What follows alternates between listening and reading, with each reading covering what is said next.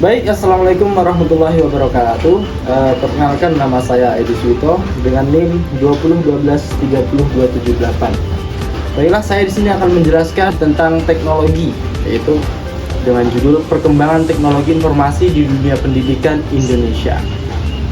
Perkembangan teknologi informasi di dunia pendidikan Indonesia mengalami transformasi besar. Dengan teknologi informasi, presentasi ini menampilkan dampak positif, tantangan, dan masa depan terdigitalisasi.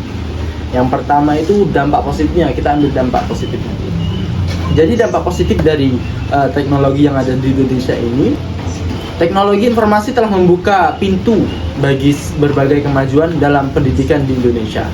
Akses ke sumber belajar menjadi lebih luas dan beragam melalui internet. Nah, jadi dengan adanya teknologi saat sekarang ini, pembelajaran itu bisa dikatakan lebih mudah gitu kurang lebih. Contohnya seperti ini, kita menggunakan internet untuk sebagai referensi, bisa kita mencari e-book atau jurnal dan lain sebagainya. Nah, itu salah satu contoh dari segi positifnya atau dampak positifnya. Next, selanjutnya ke tantangan. Nah, di balik berbagai dampak positif, tersimpan pula tantangan yang perlu diatasi. Nah, kesenjangan digital masih menjadi isu krusial, di mana akses terhadap infrastruktur teknologi dan internet belum merata di seluruh wilayah Indonesia. Nah, jadi mungkin kita mengetahui di daerah-daerah terpencil seperti Papua itu contohnya kan, itu belum memiliki internet gitu.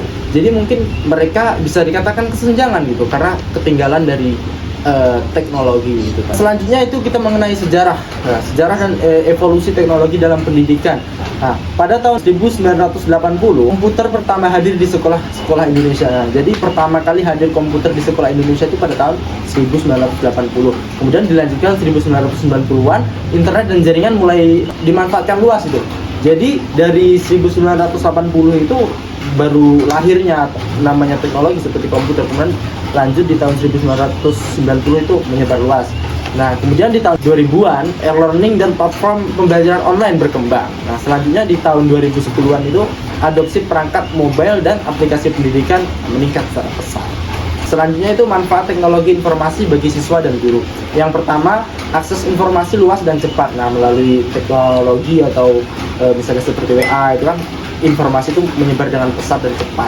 Kemudian yang kedua, pembelajaran interaktif dan menarik. Nah, mungkin pelajaran itu lebih menarik karena kita bisa menggunakan visual atau audio visual.